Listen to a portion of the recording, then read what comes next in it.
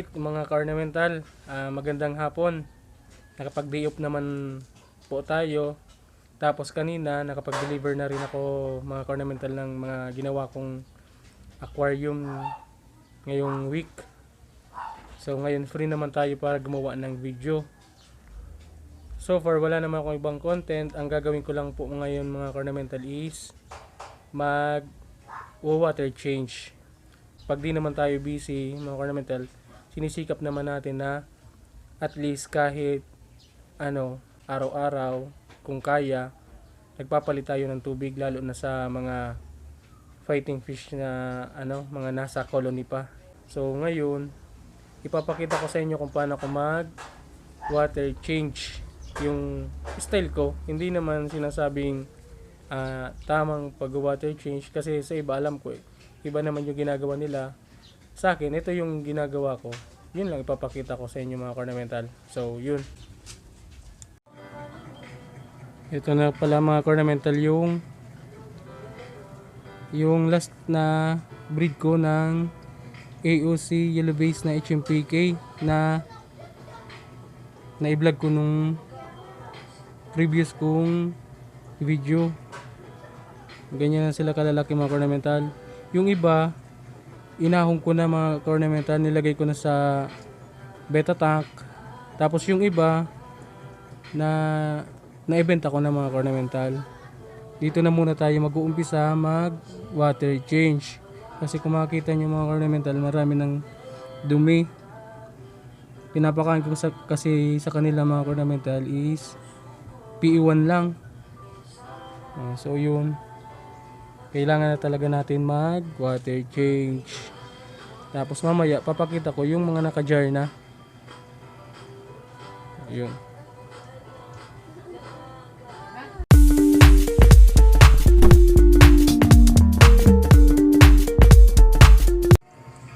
Ayan na sila mga ornamental. Marami pa dyan na mga male. Kaso kulang talaga tayo sa jar. Tsaka maliit yung space natin, kaya yung iba nayaan ko lang muna dyan, pero inaalagaan ko na lang sa water change. Halos ganito yung ginagawa ko, daily talaga ako nag-water change para ma-maintain ko pa rin na maging healthy sila kahit nagbubugbugan na. Halos inuubos ko yung tubig. May sinalok na kasi ako mga ornamental kagabi pa na pampalit sa kanila, tap water. Tapos pinasingaw ko lang magdamag. Tapos yun na yung pinapalit ko sa kanila mga ornamental. Wala namang problema sa tubig kasi dito sa amin medyo mababa naman yung chlorine. May malikot na naman na bata dito mga ornamental. Lagyan na natin ng tubig.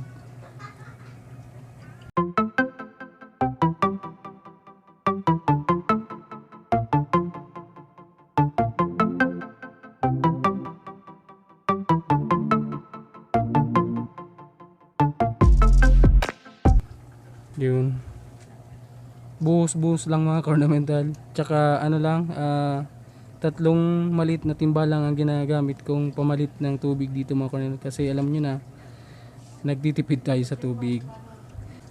Tapos ang kinaganda pala nito mga ornamental, ito yung output nung yung pinanalunan ko sa Thailand na yellow base. Ang kinaganda nito mga ornamental kasi lahat ng siblings niya, yung output, lahat po talaga yellow base. Wala siyang ibang base na lumabas. Di tulad nung dati kong nakuhang mga ibang AOC na minsan may linalabas na red base. Tulad nito, lahat po talaga siya yellow base. Tapos punta natin mga ornamental, doon na tayo sa mga naka-jar. Dito na pala mga ornamental yung mga naka-jar kong yellow base na HMPK. Sa pagbe-breed mga ornamental ng beta, gamay ko na, wala nang problema sa akin yun. Ang nagiging problema ko na lang mga ornamental is yung pag-groom kasi kulang na talaga ako sa oras. Kaya nga kung mapapansin nyo mga ornamental, nilagyan ko siya ng lava rocks kasi di ko talaga ma-maintain mga ornamental yung water quality. Di pa naman ako naglalagay ng talisay extract, kaya yun madali siyang cloudy, lalo na ang pinapakain ko sa kanila is PO1 mga ornamental. Tapos ngayon nag-decide akong tanggalin tong mga lava rocks na nilagay ko. Pagtsatsagan ko na lang na i-water change siya kahit every other day, kasi napansin ko meron na nagkakaroon ng gaya nito, may velvet. Ano nga pala yung velvet? Once kasi mga ornamental, lalo na sa mga newbie di pa alam, ang velvet is common illness ng betta fish, ng mga alaga nating betta fish. Once nakita nyo yan mga ornamental na medyo matamlay, hindi kumakain, tapos ayaw mag-flare, tapos nakatiklop yung mga fins nila, try nyo mga ornamental gamitan ng flashlight. Makikita nyo kasi dyan yung velvet. Ganyan, may velvet yun mga ornamental. Oh. Makikita nyo paano ma-identify na velvet. Ang nakikita ko lang kasi mga ornamental pag may velvet, pag linashlightan mo sila, may parang dust na kulay gold, ganyan, na sooner or later yun yung papatay sa betta fish nyo. Kaya ngayon ang gagawin ko, tatanggalin ko tong lahat ng lava rocks, papalitan natin ngayon mga ornamental. Tapos lalagyan ko na rin ng gamot para yung iba, kung magkakaroon man sila, at least ma-prevent na natin. Kasi yung iba okay pa naman mga ornamental, pero para sa treatment lahat ko na sila lalagyan. Medyo double lang yung dosage na ilalagay ko para sa may confirm ng velvet. So ayun mga ornamental. Ang ginagamit ko lang pala mga ornamental na betta tank is 4x4x6. Pero suitable lang to mga ornamental para sa HMPK. Kasi ginamit ko din to sa mga longfin, gaya nung last breed kong double tail na half moon. Hindi dito maganda yung yung hindi mo talaga mag-groom sa maliit na lalagyan yung mga half moon. Kaya ngayon talagang ang pinofokusan ko ngayon mga ornamental is mga HMPK lang. Tapos mga ornamental pala, ganito lang pala ako kadali mag water change. Di naman ganito siguro yung ginagawa ng iba, pero para sa akin ito yung madali, kaya ito yung ginagawa ko. Kumukuha ako ng isang tabong tubig, tapos nililipat ko yung betta sa tabo, tapos ito na, tinatanggal ko na yung tubig.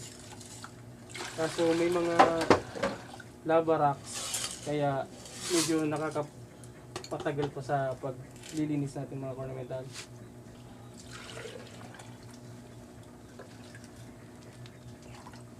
So ganito lang mga ornamental, sinasalin ko lang.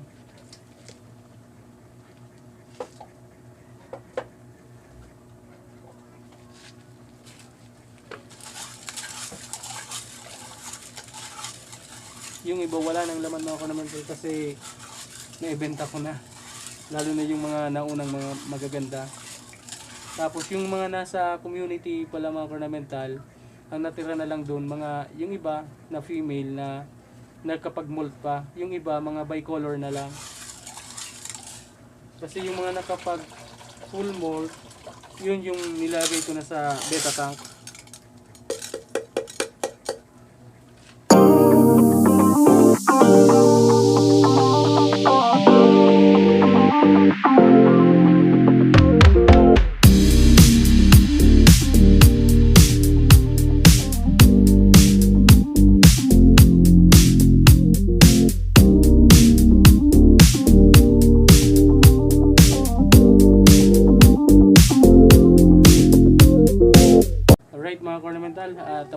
na rin sa wakas mag water change ng mga beta. Ito pala mga ornamental yung sample nung beta na may velvet. Sila yung pinanghuli ko para yung iba di mahawa.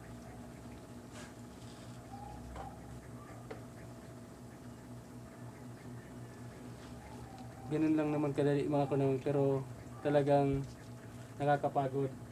Lalo na kung mas marami ka pang tank dito. Nag-iisip ako mga ornamental ng tank na pwedeng gawin na madali na lang yung proseso ng paglilinis. Sana soon magawa natin mga ornamental para mas marami tayong betang maijar.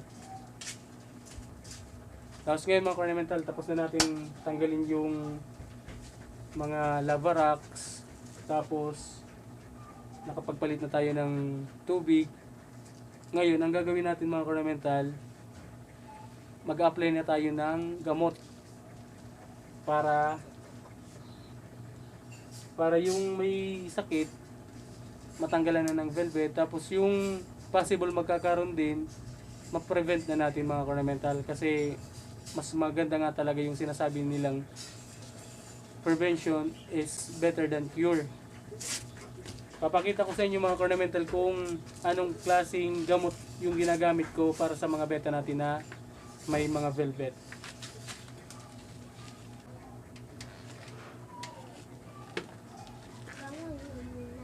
Ito nga pala mga ornamental yung ginagamit kong panggamot sa mga beta natin na nagkakasakit, lalo na pag may mga velvet.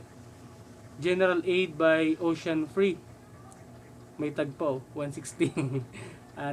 Mas mabisa sana mga ornamental yung Blue Water by Brian Lim. Mas madali yun makatanggal ng velvet. Instant yun mga ornamental. Di tulad nito, inaabot ng 24 to 48 hours bago matanggal. Pero kasi wala naman dito sa atin, wala naman na may available na nagbebenta. Kaya ito na ulit yung gagamitin natin mga ornamental.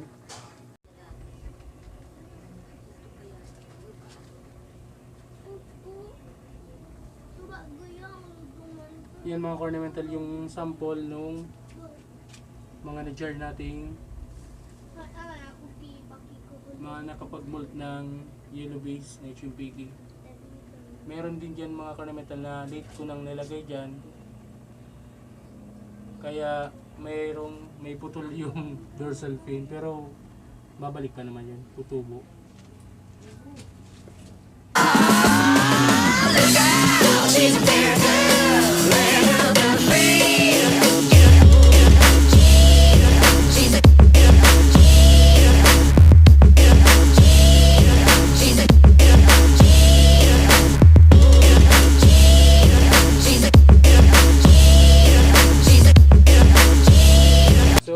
Ornamental, tapos na natin applyan ng general aid ng gamot yung mga betta fish natin.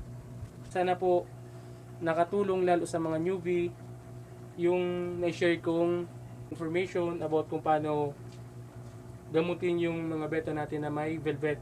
Tapos nga pala mga ornamental, sa maghahanap po ng general aid Ocean Free, kindly PM na lang po si Master Arwin Bonete, or kung nandito ka lang din naman po sa Tabaco, pwede mo siyang puntahan sa fish shop niya, sa yung Basti Kaling Line Fish Shop located at Matagbak, Tabaco City. Tapos shoutout din pala kay Master Weng Dalarama Bukay, tapos kay Master Alberto Romero. So hanggang dito na lang ulit mga ornamental yung video natin. Hanggang sa muli, paalam.